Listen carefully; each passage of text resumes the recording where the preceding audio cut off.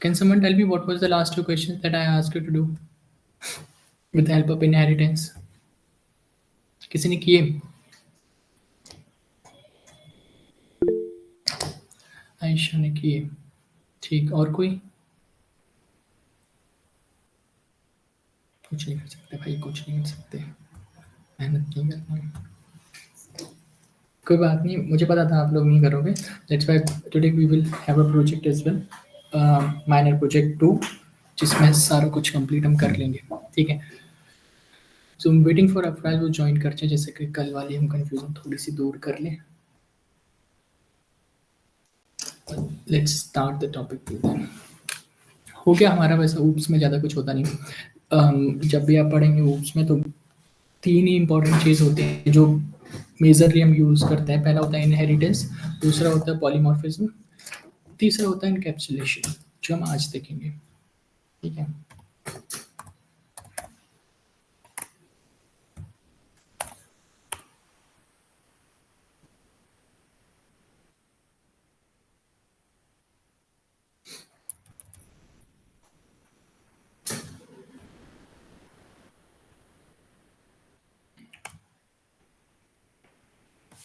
Okay, so let's quickly begin. Look, after inheritance जब classes और object में हमें कुछ चेंजेस करने होते हैं, या फिर कई बार हमें होता है कि ना कि हम कोई सेंसिटिव डेटा हमें स्टोर करना होता है. Either it is a list, set, dictionary, जो भी डेटा स्ट्रक्चर है वो हमें सेंसिटिव डेटा को हमें रिस्ट्रिक्ट करना होता है कि अब ये वाला जो डेटा है और कोई एक्सेस नहीं कर सकता, यानी कि it can not be accessed और मॉडिफाइड.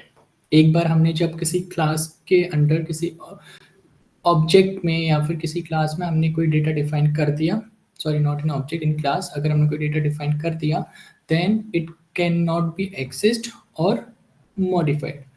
जब भी हमें ऐसा कुछ करना होगा, then we gonna use encapsulation. एक तो ये यूज होता है इनकैप्सुलेशन का, दूसरा होता है गेटर्स एंड सेटर्स. ठीक है. अगर हमें कई बार है वो होता है कि एक बार हमने डिफाइन करिए, that's fine, but in case just let me allow.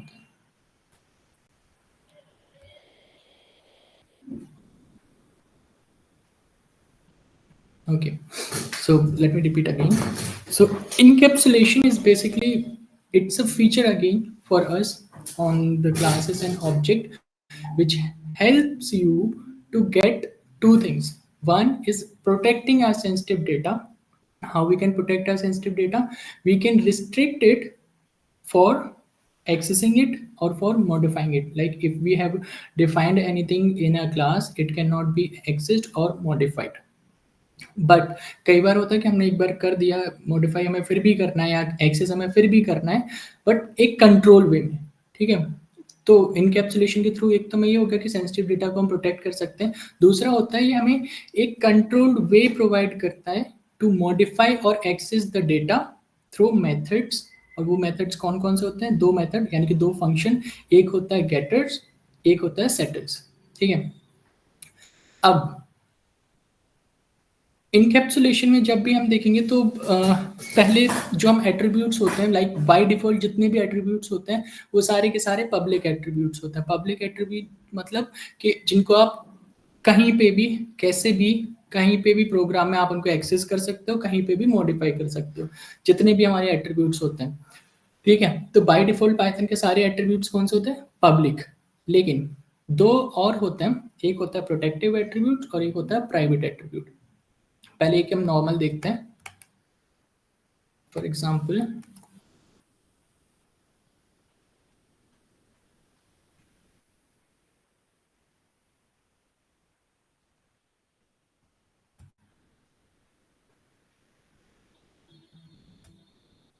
I hope my screen is visible to you. Look, यहाँ पे हमने एक नॉर्मल सी एक क्लास बनाई स्टूडेंट नाम से. नहीं दिख रही? Is my screen visible? Okay. Okay. Okay, thank you.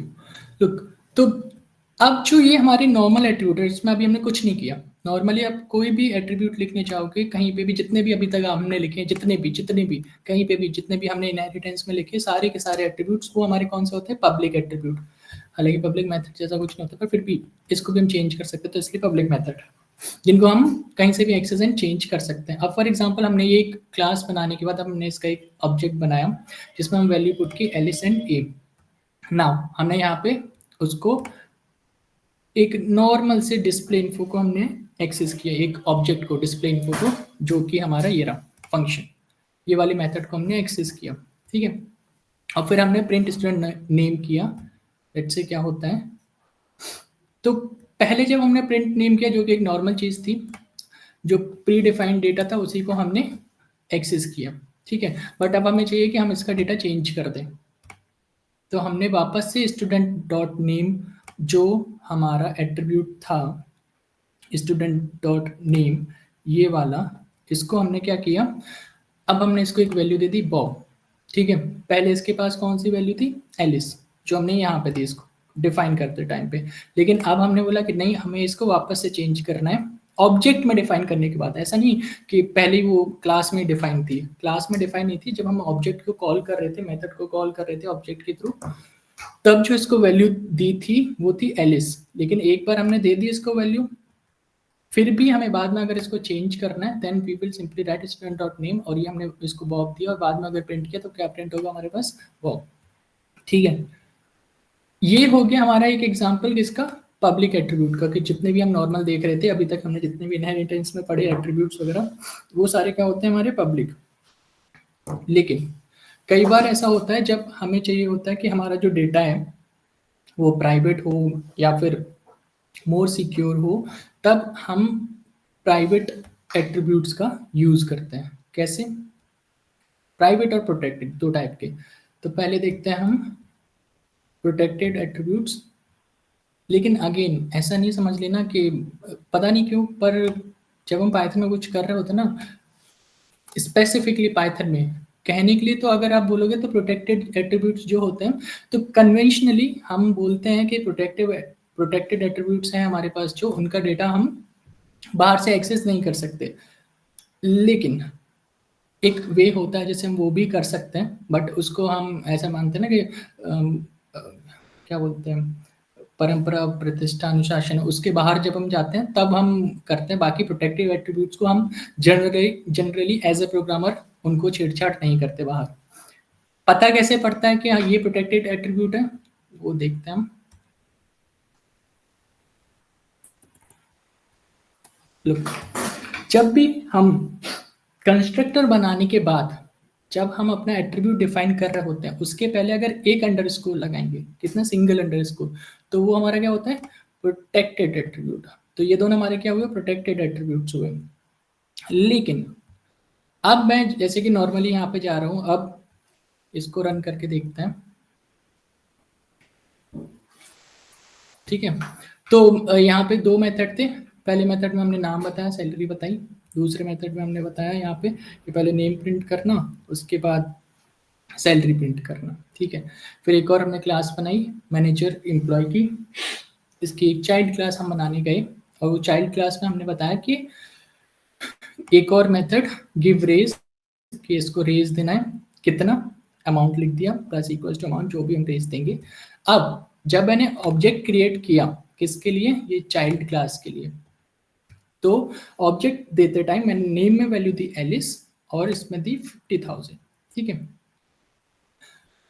अब जब यहाँ पे हम कोई भी लाइक एट्रीब्यूट है, फॉर एग्जांपल अगर मैं इसको एक्सेस कर रहा हूँ, तो मैंने यहाँ पे इसकी वैल्यू कितनी रखी? 5000। प्रिंट होके क्या आया? 55,000।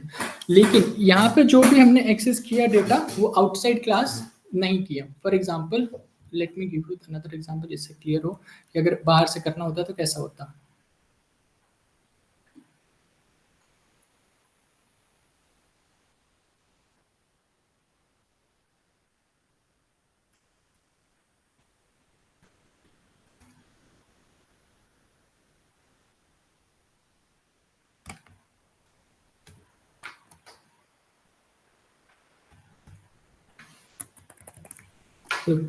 ये एक और एग्जांपल लिखा। दूसरा, अभी यहाँ पे हमने क्या किया था कि ये जो हमारी क्लास थी या फिर उसकी सब क्लास थी, उसके थ्रू ही हम एक्सेस कर रहे थे एट्रीब्यूट्स का, लेकिन हम बाहर से अगर करना होता तो हम कैसे करते?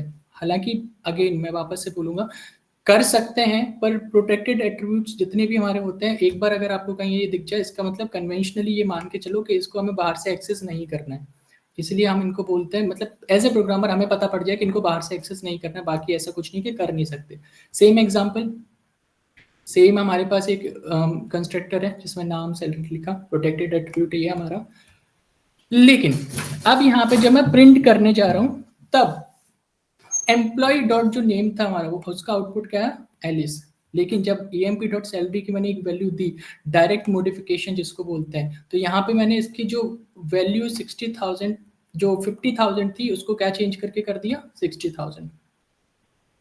तो अब जो प्रिंट होगा, और वापस से देखोगे यहाँ पे, तो अब जो ये प्रिंट होगा वो क्या प्रिंट होकर आएगा? 60,000। क्यों? क्योंकि मैंने यहाँ पे चेंज कर दिया, यानी कि जो पहले मैंने डिफाइन किया था यहाँ पे मैंने 50,000 डिफाइन कर दिया, यहाँ पे भी 50,000 डिफाइन कर दिया, पर बाहर से मैंने ये नहीं लिखा था यहाँ पे। यानी कि अगर आपको जो मैं पहले बता रहा था पब्लिक एट्रीब्यूट्स में कि हम बाहर से वैल्यू चेंज कर रहे थे, सेम ऐसे यहाँ पे भी बाहर से कर सकते हैं, लेकिन जहां भी ये सिंगल अंडरस्कोर दिखे, करना नहीं है, कन्वेंशनली करना नहीं है। बट इनकेस अगर कभी पूछा जाए कि जो प्रोटेक्टेड एट्रीब्यूट्स होते हैं, डेफिनेशन बोलती है protected attribute can not be accessed outside the class और सब क्लास। ठीक है, क्लास और सब क्लास के बाहर वो एक्सेस नहीं किए जा सकते। बट इनकेस अगर आपसे पूछा जाए कि प्रोटेक्टेड एट्रीब्यूट्स को अगर हमें एक्सेस करना ही है तो क्या कर सकते हैं? तो बिल्कुल कर सकते हैं। कैसे कर सकते हैं? ये रहा आपके सामने एग्जाम्पल। ठीक है, कि कैसे हम इसकी वैल्यू चेंज कर सकते हैं। बट याद क्या रखना है? ये अंडरस्कोर, बस जहां अंडरस्कोर दिखे मतलब कि ये प्रोटेक्टेड एट्रीब्यूट्स हैं। ठीक है, तो इनकैप्सुलेशन के कहने को तो 3 होते हैं, बट तीसरा पहला काउंट करने की जरूरत नहीं है क्योंकि पब्लिक एट्रीब्यूट्स तो सारे ही होते हैं। अब ये हो गया प्रोटेक्टेड। एक और आता है जो कि मोर सिक्योर होता है। जब भी हमें कोई डेटा डालना होता है तब हम सिक्योर डेटा तब हम इसी में डालते हैं। फॉर एग्जाम्पल,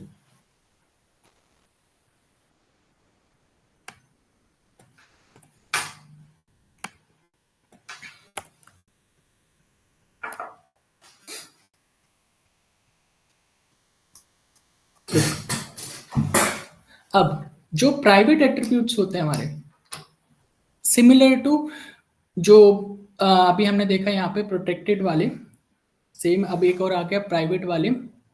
तो प्रोटेक्टेड में हमने क्या पढ़ा कि एट्रीब्यूट्स जो होंगे वो आउटसाइड द क्लास एक्सेस नहीं किए जा सकते, बट ऐसा समझो like it is discourage to access them.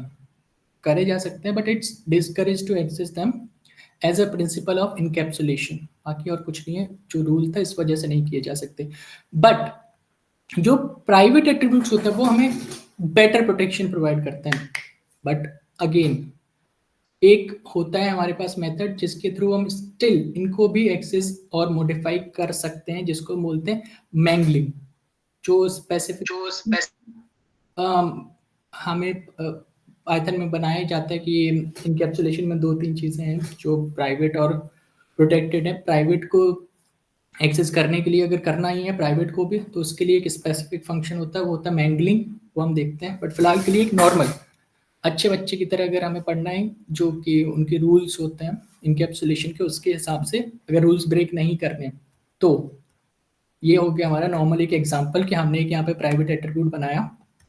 ठीक है, कि और प्राइवेट एट्रीब्यूट को देखना है तो कैसे देखेंगे कि यहाँ पे कुछ नहीं, बस डबल अंडरस्कोर होता है। प्रोटेक्टेड में 1, प्राइवेट में 2।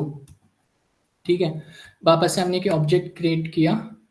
अब ये एक अटेम्प्ट है, मैं इसको हटाता हूँ पहले और इसको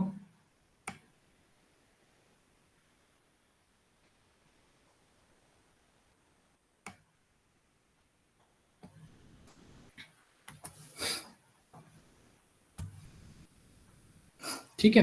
तो ये हमारा क्या था? ये प्राइवेट एट्रीब्यूट था एक, जिसको हमने क्या करने की कोशिश की? एक्सेस करने की कोशिश की। जो बैलेंस नाम का ये हमने जो बनाया था, तो इसमें हमें क्या एरर दिखाया? Attribute error. ये एट्रीब्यूट एरर कब क्रिएट होगा? जब हम प्राइवेट एट्रीब्यूट्स का यूज कर रहे होंगे, ठीक है।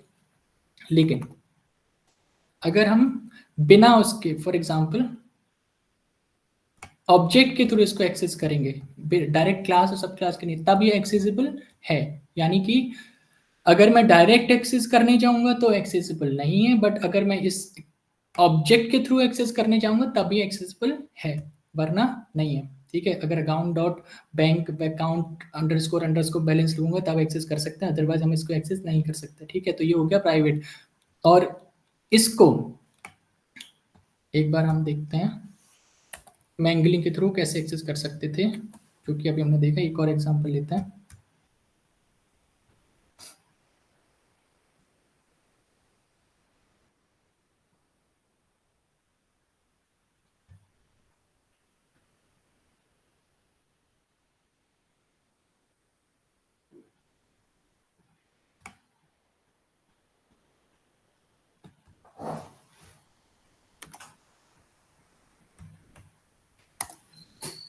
ठीक है, ये हमारे पास एक वापस से क्लास बैंक अकाउंट नाम की, जिसमें एक प्राइवेट एट्रीब्यूट है ये।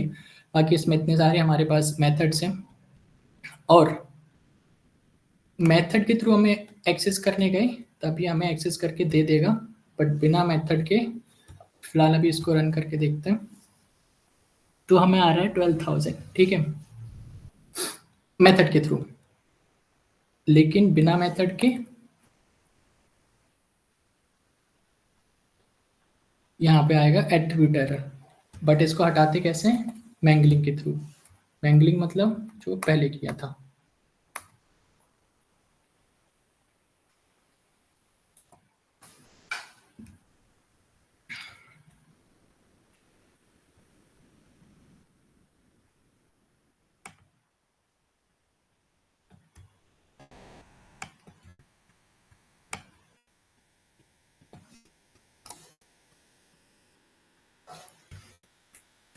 यहाँ पे हम क्या कर रहे हैं? मैंगलिंग।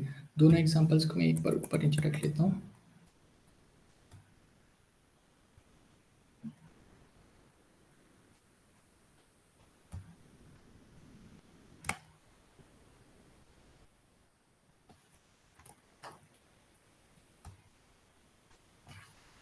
लुक, जब हम किसी भी डेटा को, हमने एक बैंक अकाउंट नाम की क्लास को कुछ हमने दिया फंक्शन, और हमने नॉर्मली मेथड के थ्रू एक्सेस कर रहे थे, तब एक्सेस हो रहा है।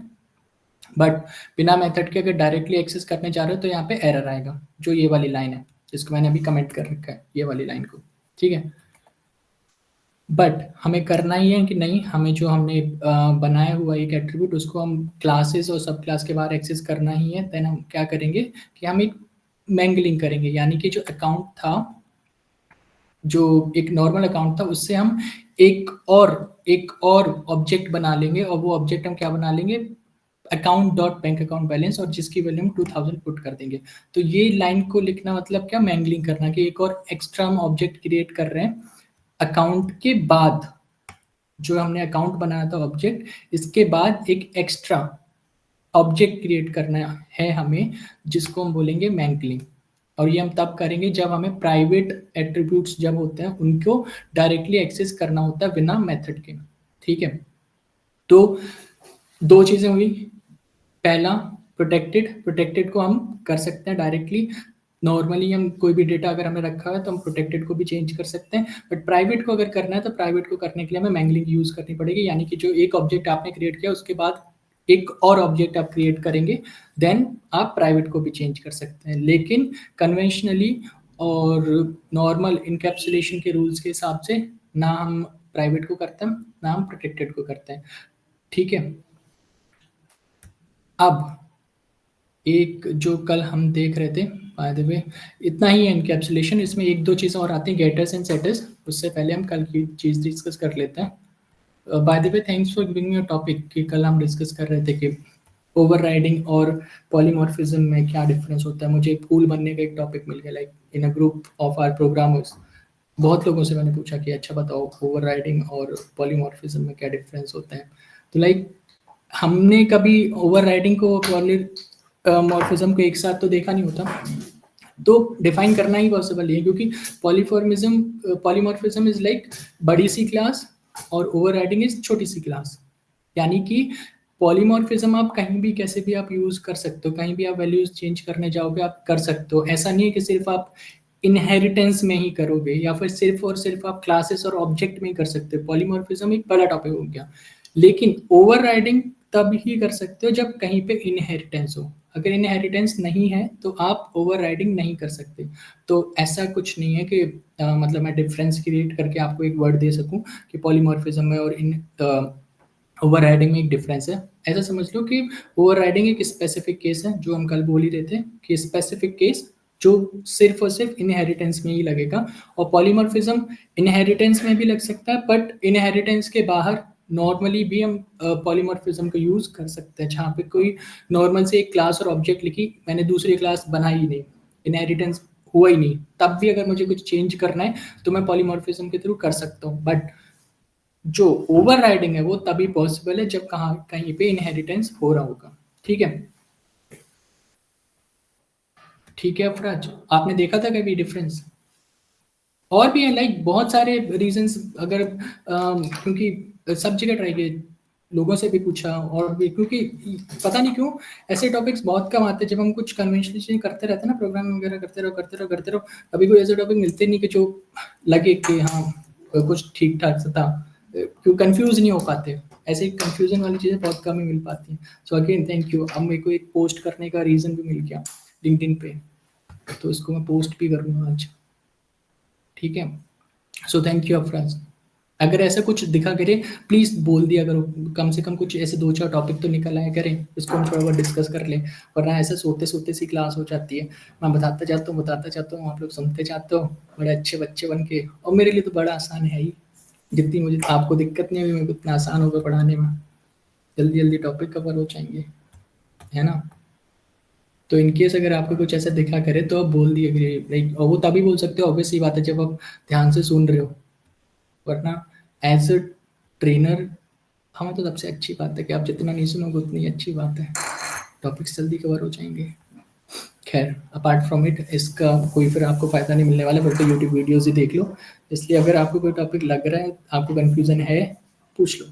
ठीक है, coming back to the topic, एक और चीज़ है गेटर सेटर। अजीब सा नाम है थोड़ा, बट उसको भी ख़त्म कर ही लेते हैं।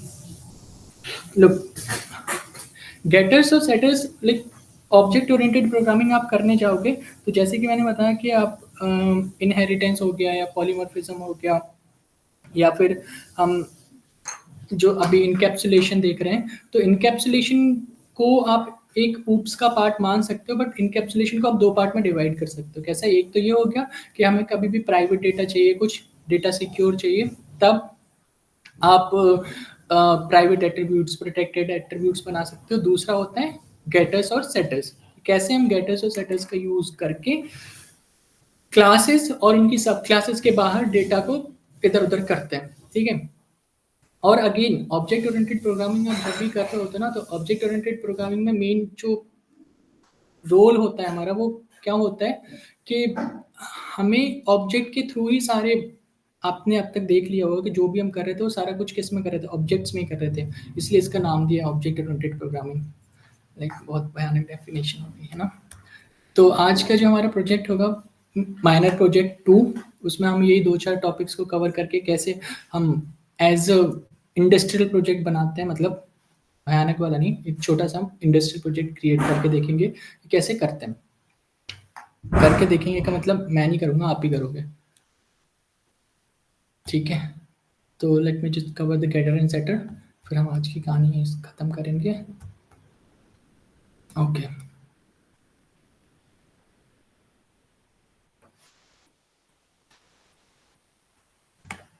तो गेटर और सेटर का हम यूज कहाँ पे करते हैं? जब हमें कंट्रोल्ड एक्सेस चाहिए होता है, किसका?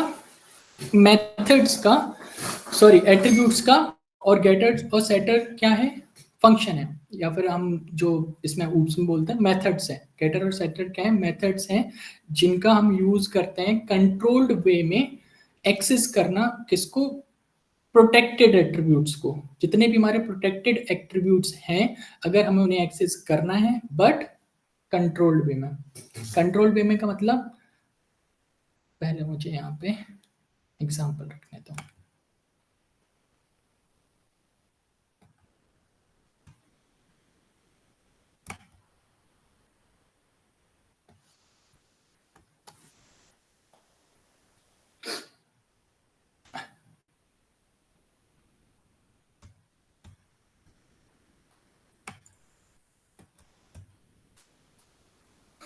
लुक,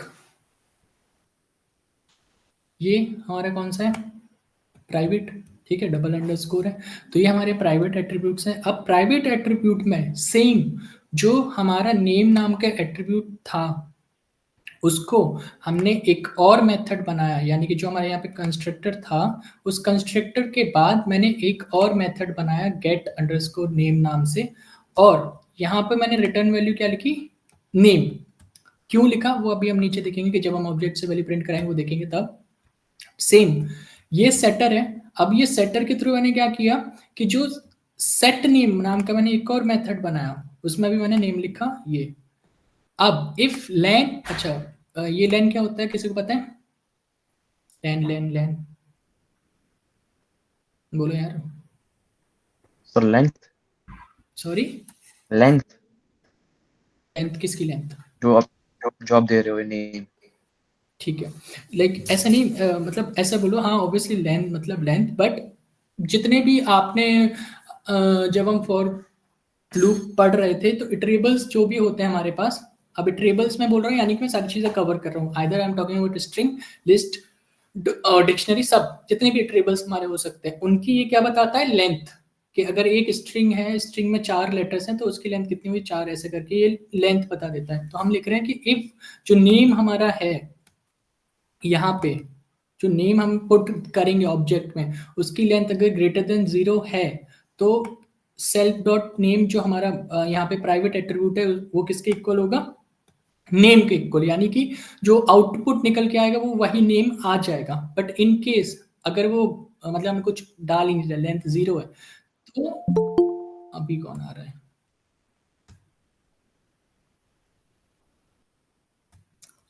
ठीक है, तो क्या होगा, यानी कि इनकेस अगर हमारी जो लेंथ है वो है ही नहीं, कोई हमने कुछ वैल्यू उसमें है ही नहीं नेम में, तब हमें क्या लिखेगा, name can not B empty.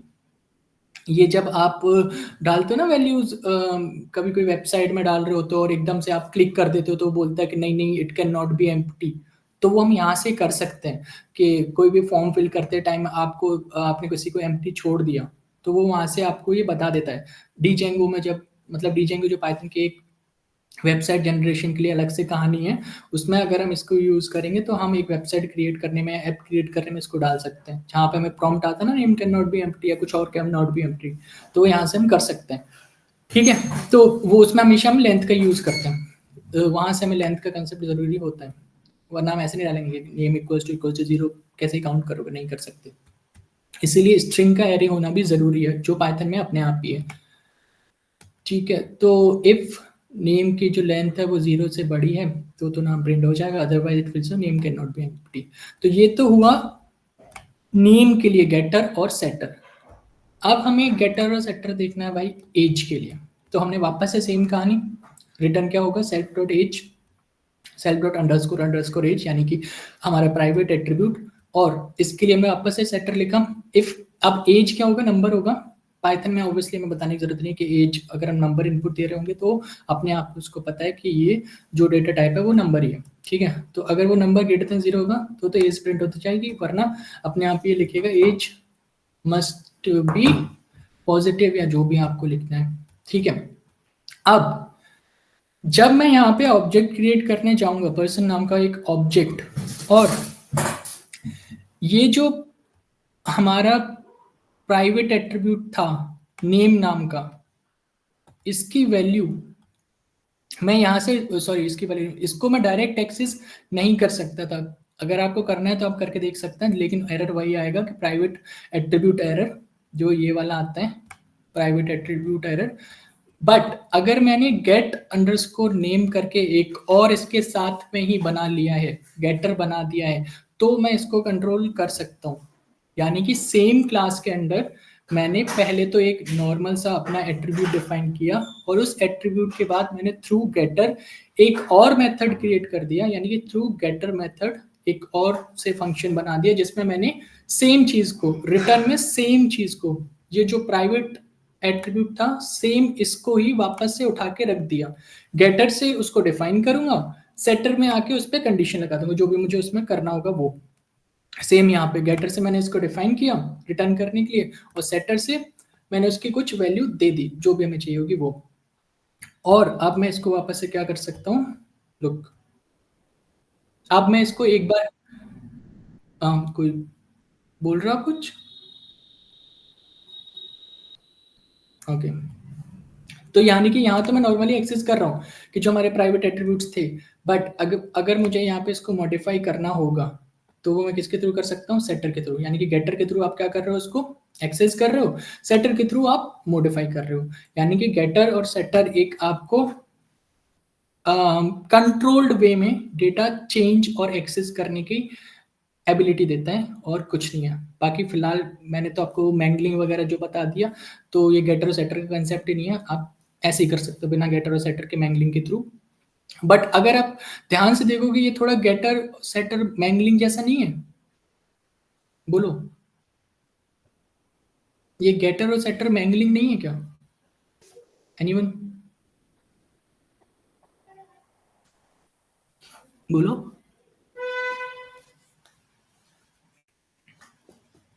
अच्छा, मैंगलिंग और गेटर सेटर में कोई डिफरेंस नजर आ रहा है? क्योंकि मैंगलिंग में भी तो हम डेटा एक्सेस कर रहे थे ना। अफराज का है, अफराज, हाँ अफराज बताओ, क्योंकि ये भी थोड़ा वही आ गया कि पॉलीमॉर्फिज्म और ओवरराइडिंग में जो डिफरेंस था। ऐसी अब एक बात बताओ कि अगर मैं मैंगलिंग में बात कर रहा था कि मैं डेटा चेंज कर रहा था, लेकिन गेटर और सेटर में भी कर रहा हूँ, तो ये दोनों सेम है क्या, इसमें कुछ सिमिलरिटी है?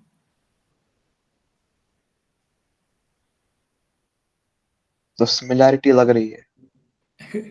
सिमिलरिटी लग रही है, एक्चुअली सिमिलरिटी इसके वर्क में है, लाइक इनका जो वर्क है, आउटपुट जो है वो सेम है, बट दोनों का प्रोसेस डिफरेंट है। आप मैंगलिंग का यूज करने चाहोगे तो मैंगलिंग आप कहीं पे भी किसी भी क्लास और ऑब्जेक्ट में कर सकते हो, लेकिन गेटर और सेटर के लिए आपको चाहिए कि आपने क्लास में आपने गेटर और सेटर को डिफाइन कर रखा हो, गेटर और सेटर नाम के मेथड डिफाइन कर रखे हो। मैंगलिंग में ऐसा नहीं था कि आप कोई भी नीचे से बना रहे दूसरा ऑब्जेक्ट, जरूरी नहीं है कि आपने उसको डिफाइन कर रखा है।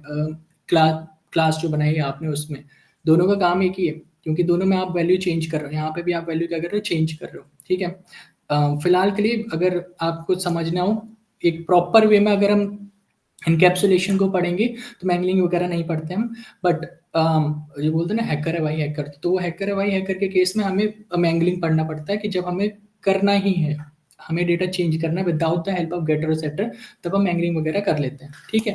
तो ये हमारे एक और कंसेप्ट था ऊप्स का जो खत्म होता है। अब मैं थोड़ा स्क्रीन शेयर कर लेता हूँ प्रोजेक्ट पे, गिव मी अ सेकेंड।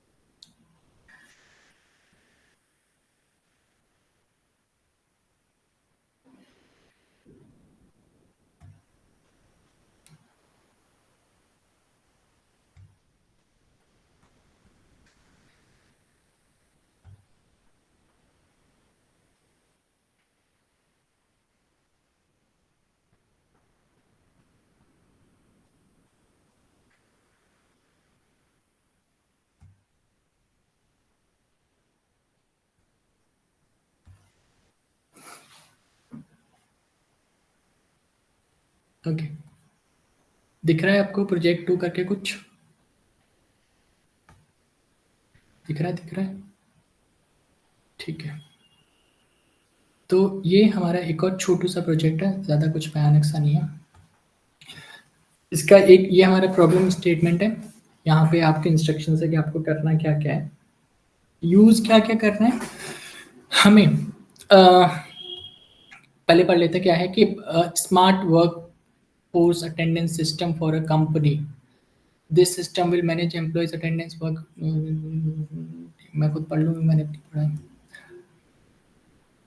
ठीक है, तो करना क्या है कि आपको ना एक अटेंडेंस मैनेज करने के लिए एक सिस्टम बनाना है जिसमें कुछ स्पेसिफिक फीचर्स होंगे। वो क्या होंगे कि आपको नेम और आईडी और रोल उनका पुट करना है, ठीक है। अटेंडेंस ट्रैक करनी है, जो भी आप अटेंडेंस रिकॉर्ड करने जाओगे, कैसे रिकॉर्ड करनी है वो आपको देखना। मतलब जैसे ही चेक इन और चेकआउट होता है या फिर क्लॉक इन और क्लॉक आउट होता है, तब वो क्या करेगा, अटेंडेंस को रिकॉर्ड करेगा। और क्लॉक इन के टाइम से और क्लॉक आउट के टाइम से आप उनके वर्क आवर्स को क्या कर लोगे, कैलकुलेट कर लोगे। और आप रोल स्पेसिफिक कर सकते हो, जब यूजर इंटरफेस आप बनाने चाहोगे तब उसमें रोल स्पेसिफाई कर देना, फुल टाइम एम्प्लॉय है ये इंटर्न है या जो भी। अब यहाँ पे मैंने इसलिए दो चीज़ें लिखी हैं यहाँ पे, पॉलीमॉर्फिज्म एंड ओवरराइडिंग, जिनके थ्रू आपको क्या करना है, रोल्स को सेम इंटरफेस में लाना है। यानी कि आप वैल्यू चेंज करनी होगी, लाइक रोल चेंज करना होगा या कुछ और करना होगा, तो आप पॉलीमॉर्फिज्म के थ्रू कर लेना। ओवरराइडिंग भी कर सकते हो, बट अगेन दोनों एक ही चीज़ है। ये रहे इंस्ट्रक्शंस। आपको एट्रीब्यूट्स और मेथड जो बनाने हैं वो ये है, name, employee ID, role. Method कौन कौन से होंगे, clock in, clock out, calculate hours, ये तीन आपके फंक्शंस होंगे जो आपको क्रिएट करने हैं, और ये एम्प्लॉय क्लास में होंगे। अब आपको और दो क्लासेस बनानी है, full time employee and intern class, जहाँ पे आपके कैलकुलेट आवर्स को आप ओवरराइड कर सकते हो। वो अपने आप देख लेना कैसे क्या करना है। और 8 hours a day, 4 hours a day, ये आपको डिफाइन करना है, टाइमिंग पहले से ही आपको डिफाइन करनी है क्लास में। अटेंडेंस ट्रैकिंग करनी है, ठीक है। Present absent, menu options, add a new employ, ये आपको इनिशियली ही रखनी है। क्लास डिफाइन करेंगे तो आपको ये सिलेक्टेबल बनाना है, यानी कि जो आपके यूजर इंटरफेस होगा, ठीक है। जहाँ पे वो क्लिक करेगा कि न्यू एम्प्लॉय ऐड करो, क्लॉक इन ऐड करो, क्लॉक आउट ऐड करो, अटेंडेंस स्टेटस को शो कर दो, ठीक है। ये इसके कंस्ट्रेंट्स हैं कि पहली बात, any functionality that hasn't been taught, अभी फिलहाल के लिए ऐसा कुछ में, फिलहाल के लिए मतलब बेसिक्स तो ऑलमोस्ट कर ही लिए।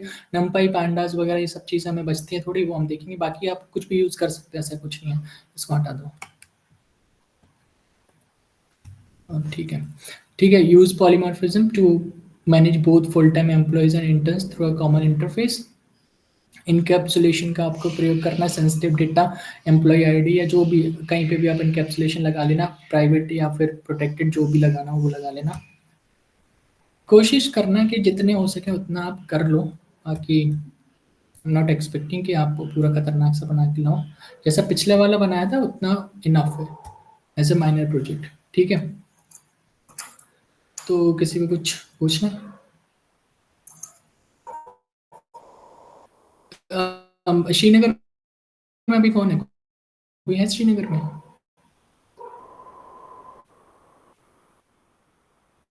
सर्दी ज़्यादा बढ़, ये सर स्नोफॉल हुई थी अभी, 10 मिनट हो गई लगभग आधी। तभी मैं ठंड पूछता हूँ बहुत कि है, ठंड आफ्टरनून बहुत में है। क्लास कर लें क्या? Obviously I will share the PDF, don't worry Ayesha. तो मैं पूछता भी हूँ कि आफ्टरनून में क्लासेस कर लें क्या, अगर सर्दी रहती है, लेकिन आप लोग बोलते हो नहीं नहीं 7 से 8 ठीक है। ठीक है, चलो मैं पीडीएफ शेयर कर देता हूँ इसकी। और ऊप्स में ये 3 कंसेप्ट थे हमारे, और उसमें कुछ खास था नहीं। बट अगेन इसका मतलब ये नहीं कि 3 कर लिए, ऊप्स हमने आ गई हमें ऊप्स।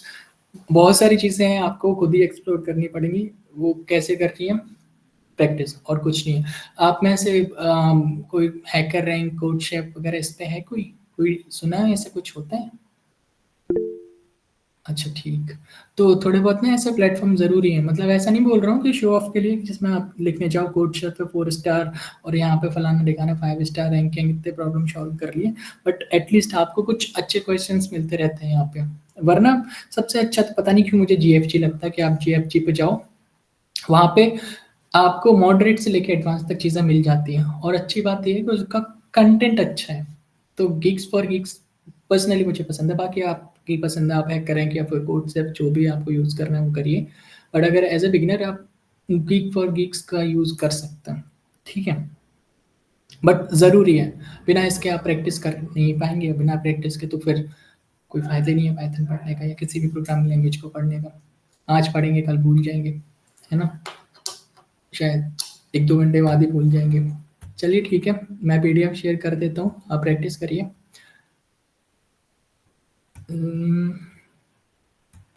ठीक है, okay, bye bye, see in the next class. Yes Simrat बोलिए। आपने मतलब जैसे पिछली बार हमें दिया था प्रोजेक्ट, इसमें भी कुछ ये है कि कल ही देना है ये? थैंक यू, डेडलाइन में लिखूंगा, डेडलाइन लिखूंगा। कितना दिन लगेगा आपको ये करने में? बोलो आप लोग कल और बोलो। परसों का 2 दिन दे दो। यार 2 दिन ज़्यादा नहीं हो जाएगा? देखो हमें नेक्स्ट वीक से मशीन लर्निंग स्टार्ट करना है as per the timeline. In between फिर ठीक है, मैं संडे को बढ़ाऊंगा थोड़ा, और क्या, ठीक है, ले लो 2 दिन, बट एटलीस्ट कर लेना, मैं ग्रुप पे अपडेट कर दूंगा। वो बस खर्चा हुआ 3 दिन, ऐसा यही कर लो आप पूरी इंटर्नशिप में, क्या करोगे एहसान भाई? ये 3 दिन में इतना बड़ा कुछ उसमें टास्क नहीं, ठीक है, 2 दिन बहुत है। चलो ठीक है, बाय बाय।